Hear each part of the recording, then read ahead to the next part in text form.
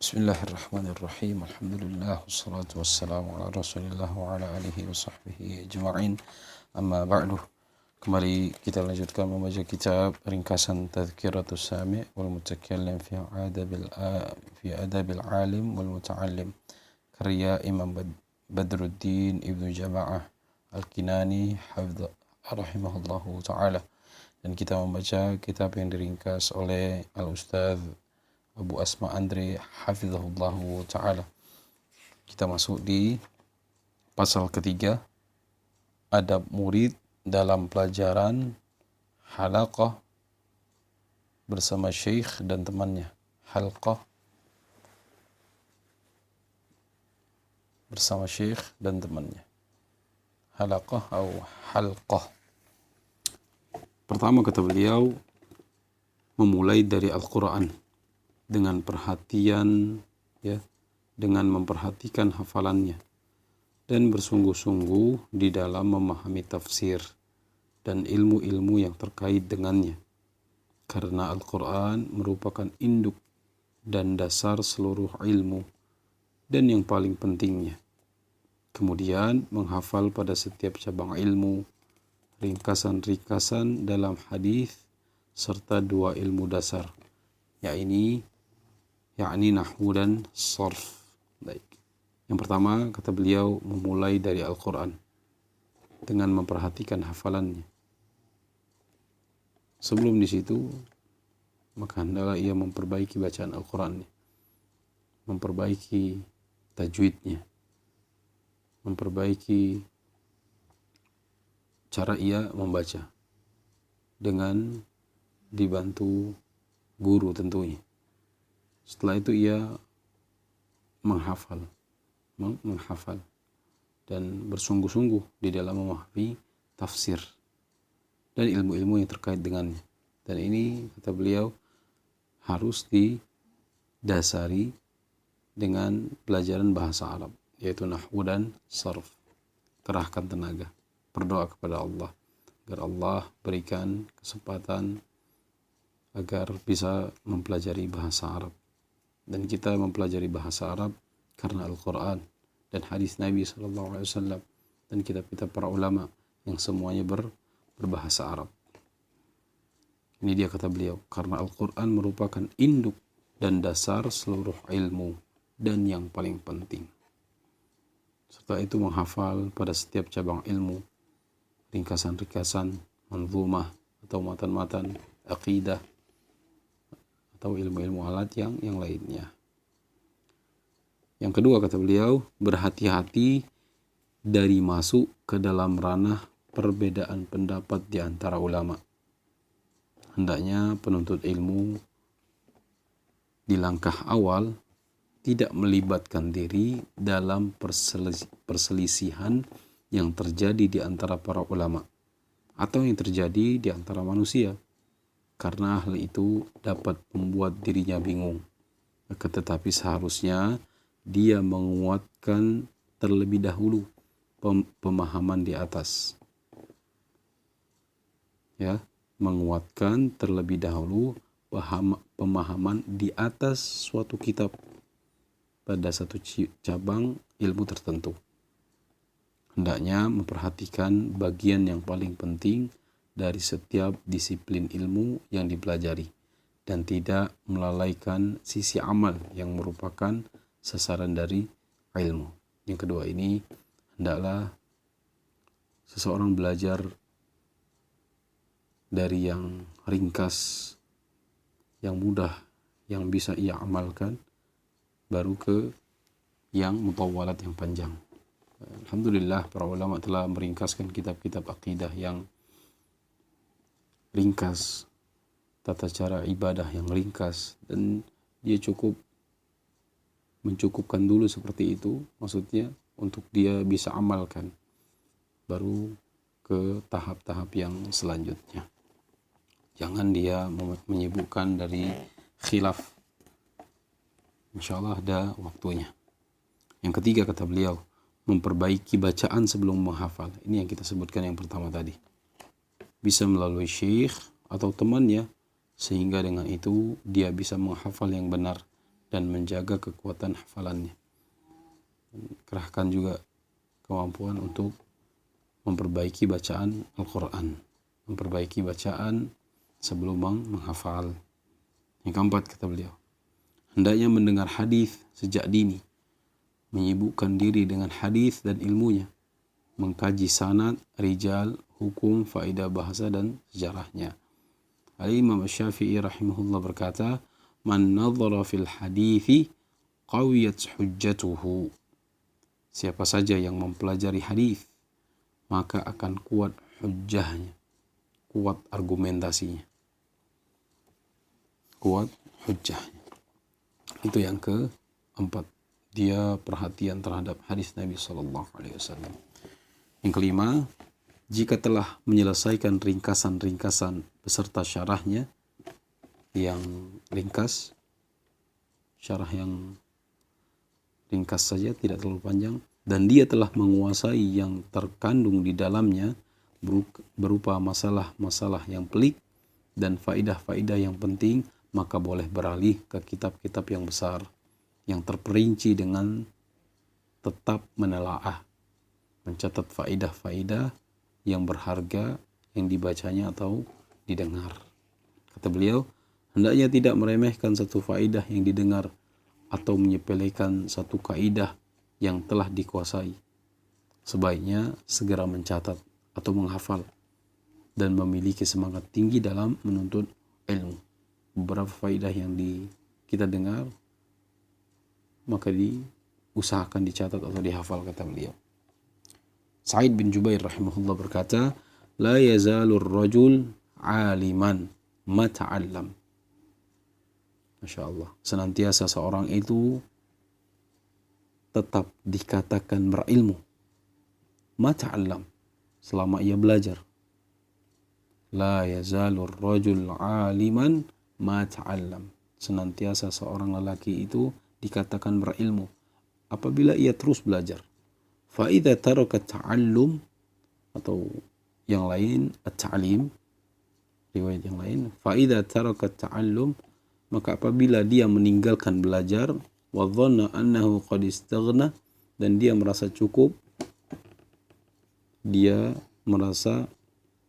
atau menyangka dirinya sudah cukup, fahuwa ajhalu ma yakun. Fahuwa ajhalu ma yakun. Maka dia telah menjadi orang yang paling bodoh. Seorang alim, dia terus belajar. Sebagaimana Imam Ahmad tatkala ditanya, ma'al mahbar ilal maqbar. Ma'al mahbar ilal maqbar. Bersama tinta ini hingga ke kubur, maqbar. Minal mahdi ilal lahdi. Dari ayunan sampai menuju liang lahat, sampai meninggal menuntut ilmu. Semoga Allah berikan kita anugerah dalam belajar. Yang keenam, kata beliau, hendaknya bersemangat untuk senantiasa mengikuti halaqah syekh di dalam belajar, membaca bahkan dalam seluruh majelis masyayikh apabila hal tersebut memungkinkan. Alhamdulillah banyak pelajaran yang diadakan para asatidzah, maka semangat untuk menghadirinya, semangat untuk mencatat faedah. Ini yang keenam.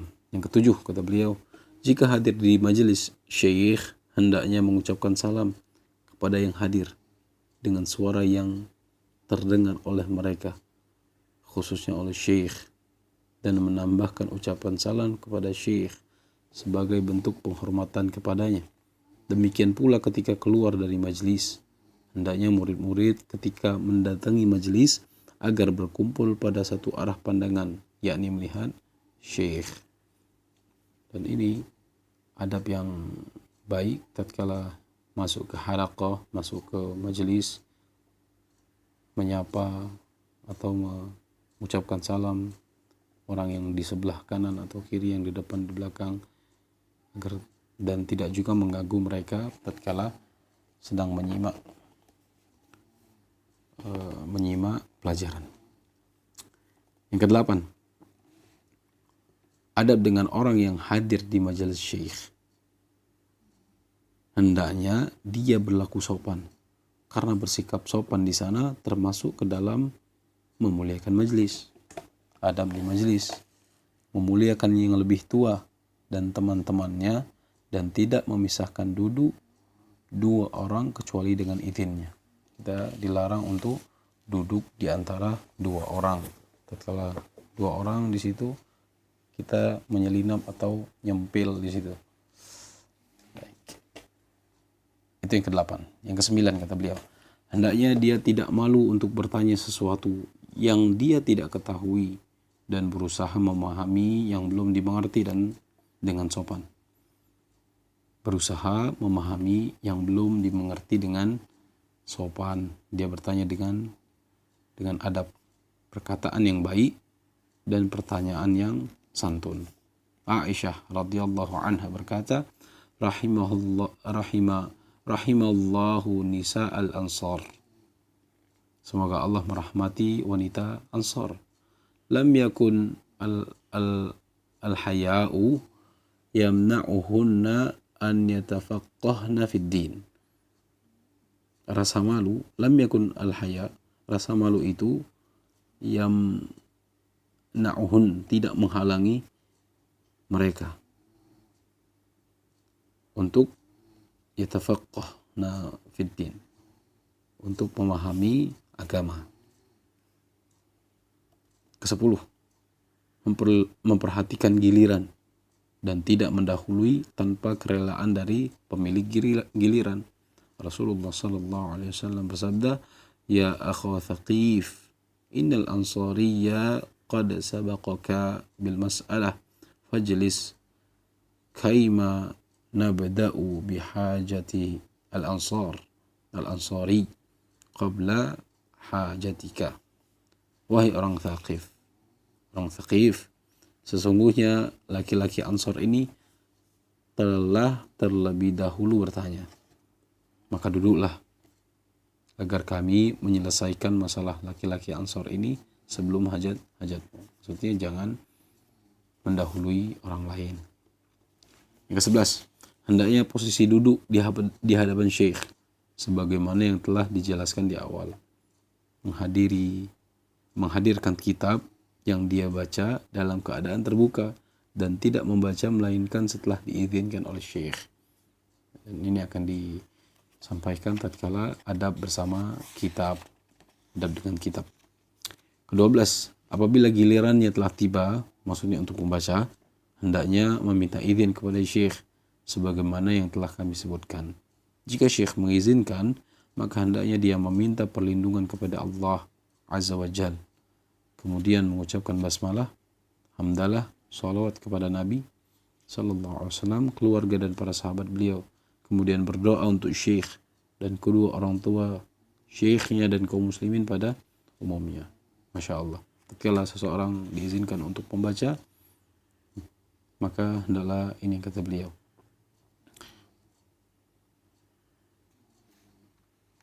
Yaitu dia meminta perlindungan kepada Allah, mengucapkan Bismillahirrahmanirrahim atau dengan pujian. Contohnya seperti ini, Bismillahirrahmanirrahim. Alhamdulillahirabbil alamin wassalatu wassalam. Salawat di sini, wassalatu wassalamu ala asyrafil anbiya wal mursalin wa ala alihi wa sahbihi ajma'in. Kemudian berdoa, Allahumma ghfir lima syayikhina atau Allahumma ghfir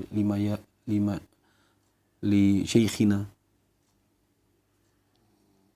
wali walidayna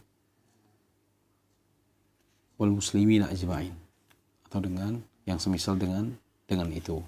Ini adab ke-12. Adab ke-13, hendaknya mendorong teman-temannya untuk menuntut ilmu, menunjukkan kepada mereka jalan-jalannya, memalingkan dari mereka hal-hal yang menyibukkan, meringankan beban, mengkaji bersama-sama apa yang didapatkan dari faedah-faedah dan kaidah-kaidah serta masalah-masalah yang rumit. Mengajak kepada teman-teman bercerita tentang masalah dan solusi dalam belajar dan mengarahkan Ini sungguh nikmat. Kata beliau yang terakhir, hendaknya tidak berbangga diri terhadap mereka atau takjub dengan ketajaman pikiran, akan tetapi memuji Allah Subhanahu wa taala atasnya dan memohon tambahan kepadanya dengan meningkatkan rasa syukurnya. Tawadhu. Allah yang menjadikan kita bersemangat dalam Al-Quran, semangat dalam ilmu, semangat dengan hadis Nabi SAW, maka bersyukur kepada Allah. Baik, itu yang kita baca. Mohon maaf banyak kekurangan. Wassalamualaikum warahmatullahi wabarakatuh. Subhanakallahumma bihamdika asyhadu an la ilaha illa anta astaghfiruka wa atubu ilaik. Assalamualaikum warahmatullahi wabarakatuh.